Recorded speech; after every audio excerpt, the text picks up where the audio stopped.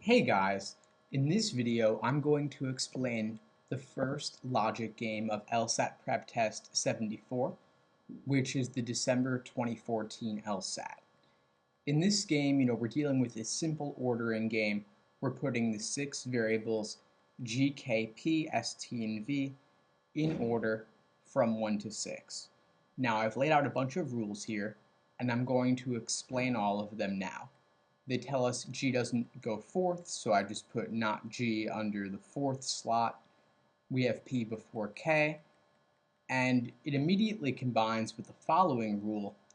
K is after V, but before G, so we get a connection between those two rules. Then we have the final rule, which gives us two different main possibilities. Either S is in the middle of P and T with P first, or S is in the middle of P and T with T first. So two different possibilities there. Important to lay them both out.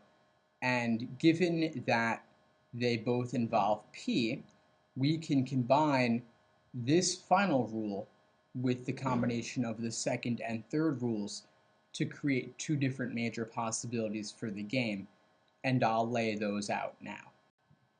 So you see here when we've got, PKGV, our initial combination of the second and third rules, we can simply stick S before T after P in order to lay out the first possibility for the final rule. And we've got another possibility here where T is before S, which is before P, and then we have the combination of the second and third rules once again. Two different possibilities for the game. Every valid scenario will fall into this one or this one. And now we can go into the questions. Now the first question of the game is a simple orientation question. We'll take one ruler inference at a time and apply it to all 5 answer choices, checking for violations. So we can take the first rule, G is not fourth, scan through the choices. We see that A violates it, having G on 4, and so A is automatically eliminated. Looking through the rest, none of them violate G on 4, so we move on to the next. P before K, scanning through the choices there, we see that both D and E violate it, having K before P, so they're gone. We also have the rule that V is before K, which is before G, and looking through the choices on that one, we have simply B and C remaining. Both of them are okay on that issue, so we can move on to the final rule that S is between P and T, and we'll see that B violates that, giving us C by elimination. So that, the inferences that we made are really going to be more helpful through the rest of the game. I wouldn't necessarily use them up front for number 1. So let's move on to number 2 now. So number 2, P before S, that limits us to the PST ordering, so we're going to work specifically within the first possibility here. Must P be on 1? No, P could be on 2 and V could be on 1. Must P be on 2? No, P could be on 1. V before S? Not necessarily. We could have PSV. P before T? Absolutely. Because P is before S, it's automatically before T, and D's our answer. And finally, just to look at E to be thorough here, S before K, no reason that has to happen. It could go either order, so D's our answer for number 2. Next, number 3, must be false except. So 4 of them cannot be true. 1 of them could be true. Let's find the 4 that cannot be true and eliminate them, and whatever remains will be our answer. So K on 1, that could never be true. P is always before K. A is gone.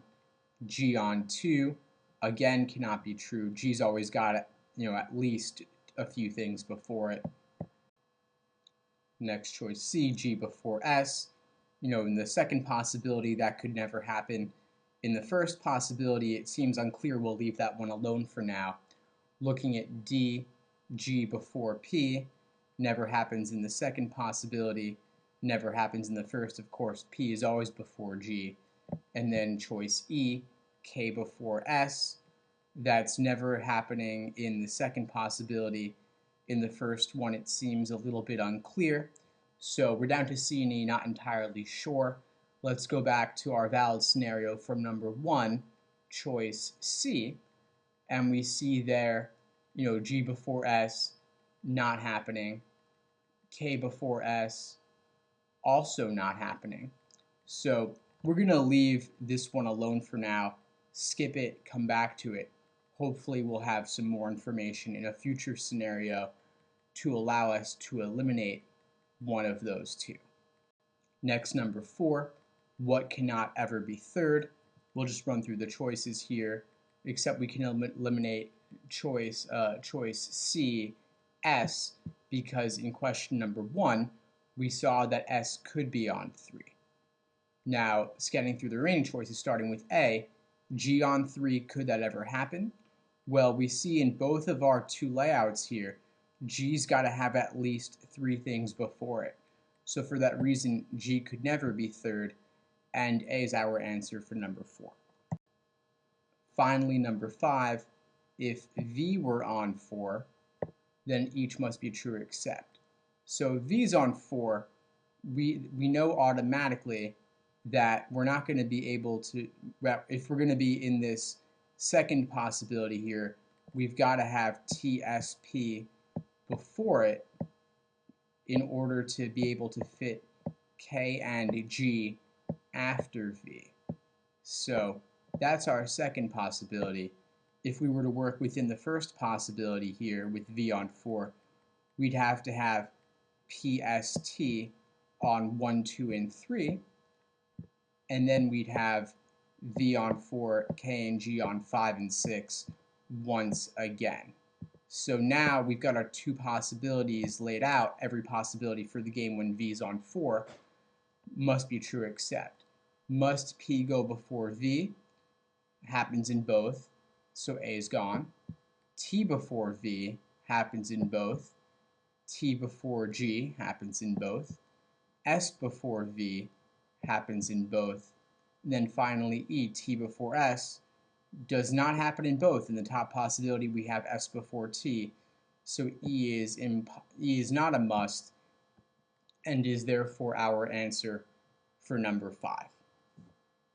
Now back to number 3, our scenarios drawn for 5 ended up not resolving whether the answer was C or E.